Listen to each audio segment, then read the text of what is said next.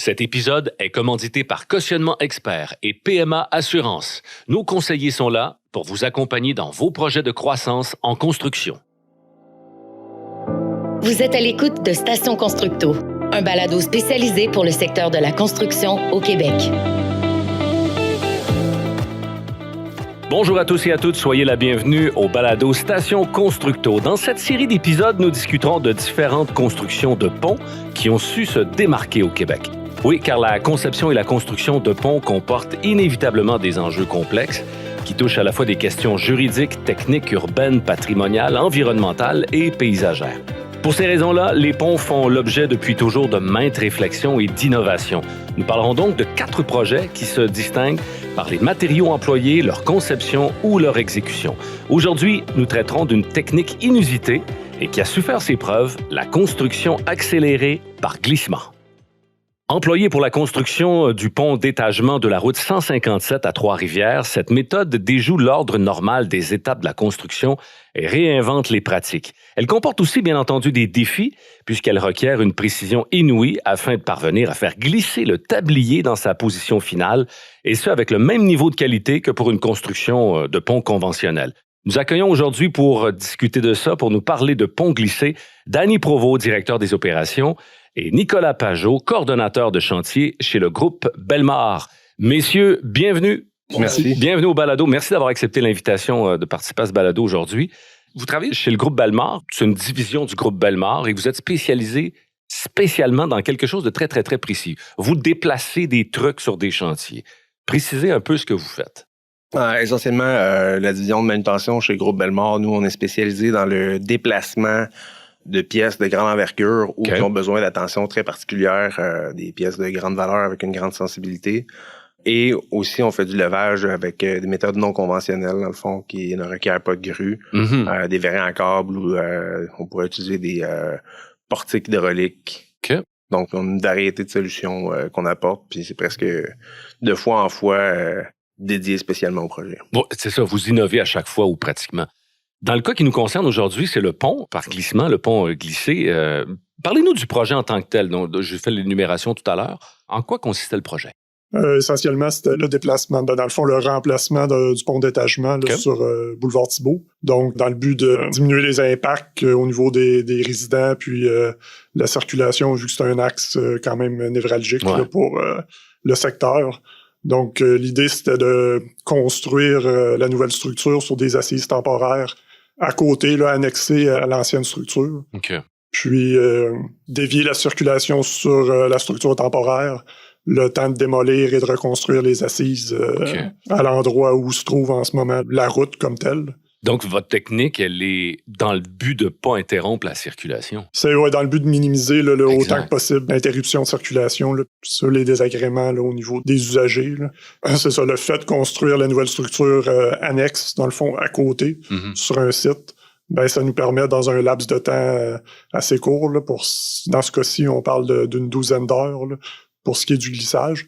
Mais dans le fond, c'est ça, on a déplacé la structure là, en une nuit à son endroit prévu. Là. Ce qui est peu de temps dans les circonstances. Ce qui est peu de temps, oui, là, c'est dans le sens où si ça avait été dans le démoli et reconstruit, là, comme on parlait, ça aurait pu prendre, là, on parle de plusieurs semaines, mois, où les gens n'ont pas ou perdent accès. Là. Donc, ça minimise les impacts sur le chantier, puis c'est beaucoup plus rapide. Donc, faire une soumission de projet comme ça, inusité, ça comporte son lot de défis. Pourquoi vous êtes intéressé à ce projet-là? Ben, essentiellement, tout le monde chez nous est nourri par le défi un petit peu. Oui. On n'a pas le choix, c'est une équipe de passionnés. On fait ça, c'est sûr que c'est pas conventionnel. Puis c'est quelque chose qui est très valorisant aussi. Puis il y a une fierté à travers tout ça. Puis ben, c'est sûr que le travail envoie chandelle aussi. Là. Rendu en bout de ligne, vous voyez le résultat exact. On va parler de l'exécution en tant que telle du pont, la méthode de pont glissé dont on parle depuis tout à l'heure. Comment ça fonctionne exactement? Expliquez-nous un peu la façon dont on construit ce pont-là. Ben, essentiellement, pour ce projet-ci en particulier, le pont, on l'a pas glissé littéralement. On l'a déplacé à l'aide de ce qu'on appelle des remorques autotractées, modulaires. Dans le fond, on pourrait s'imaginer... les gens qui connaissent pas ça appellent tout le temps ça des mille pattes. C'est des remorques qui ont des essieux à tous les 5 pieds. Les remorques ont 3 mètres de large et on peut les assembler, en mettre autant qu'on veut sur la longueur, sur la largeur. On peut même installer 2 unités séparément et les contrôler avec une seule manette. Dans le fond, il n'y a pas de camion. C'est une remorque autotractée, un petit peu comme un auto téléguidé. C'est modulable. Mm-hmm.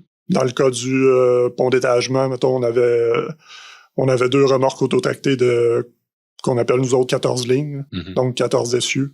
C'est des remorques qui ont une grande capacité. Là. Dans ce cas-ci, mettons, 14 essieux, on avait plus de 1100 tonnes de capacité pour le déplacement. C'est ce qui nous a permis là, de soulever puis de déplacer le pont là, sur la distance. Afin d'accélérer, mettons, la mise en place des structures temporaires, on avait utilisé des conteneurs maritimes là, pour... Ouais, dans le fond, pour pallier, dans le fond, la différence de hauteur, notre remorque pour le déplacement, elle a un débattement de 24 pouces, puis elle est à 3 pieds de terre, donc elle peut monter jusqu'à 5. Mais là, on avait beaucoup plus que ça pour lever, vu qu'on était en dessous.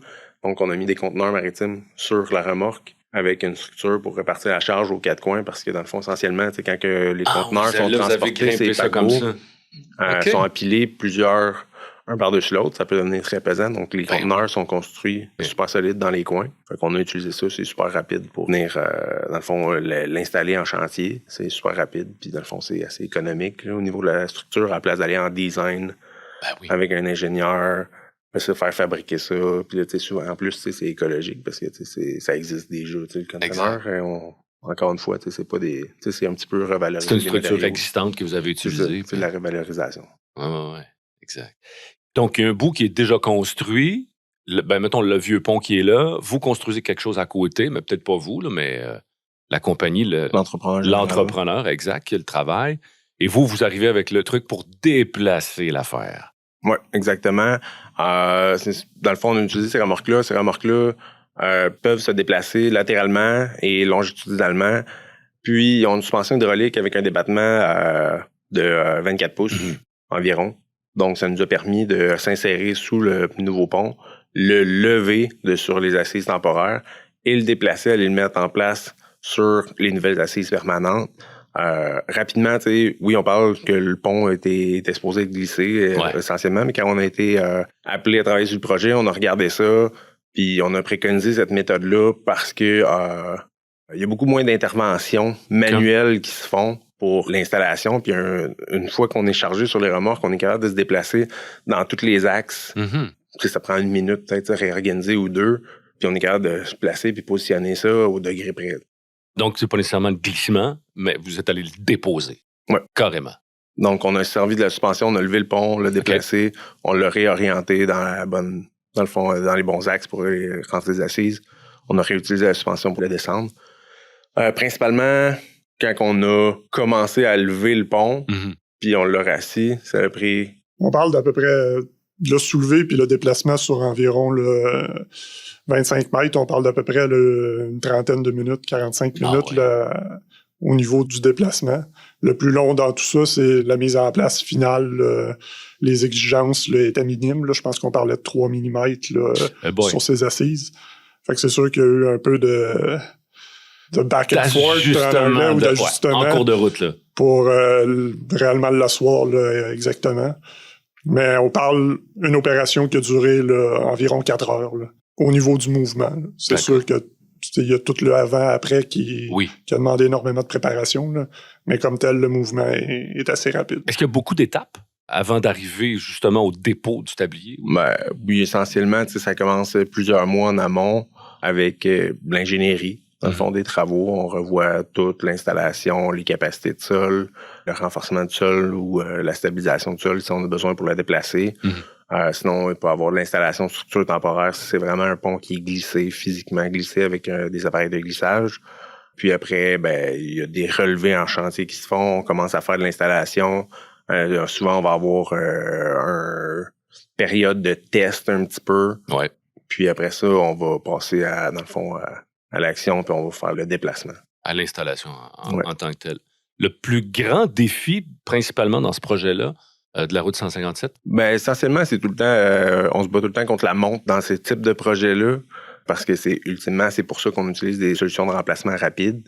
Donc, ce qu'on veut, c'est minimiser l'impact sur les usagers de la route, favoriser, dans le fond, il y a d'autres corps de métier qui viennent après nous pour finaliser le pavage, finaliser le bétonnage des appareils d'appui, tout ça, dans le fond. Fait que nous, plus on termine vite, dans le fond, plus on permet aux autres corps de travail de terminer rapidement aussi, puis de s'assurer de rentrer dans le fond dans les délais prévus.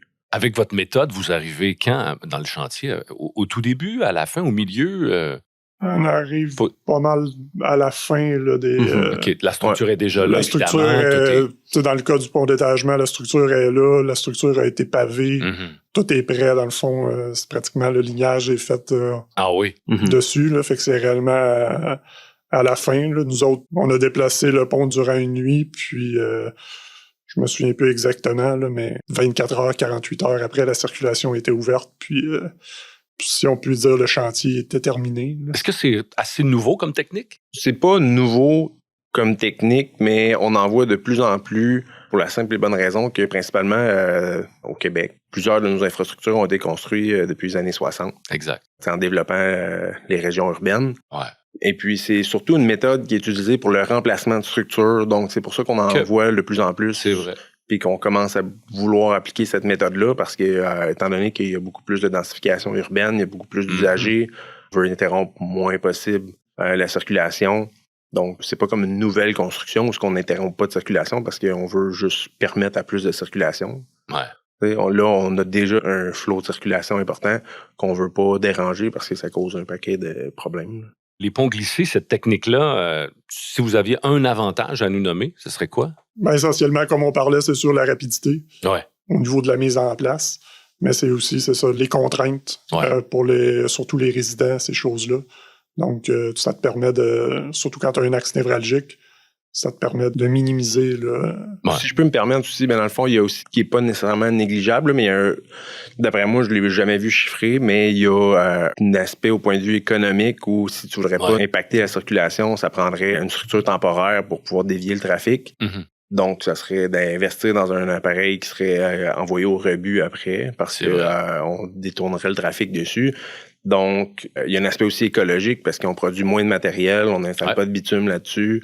Donc, je pense qu'il y a ça aussi parce que tu sais, ça reste que c'est au cœur un petit peu de l'actualité en ce moment. Là.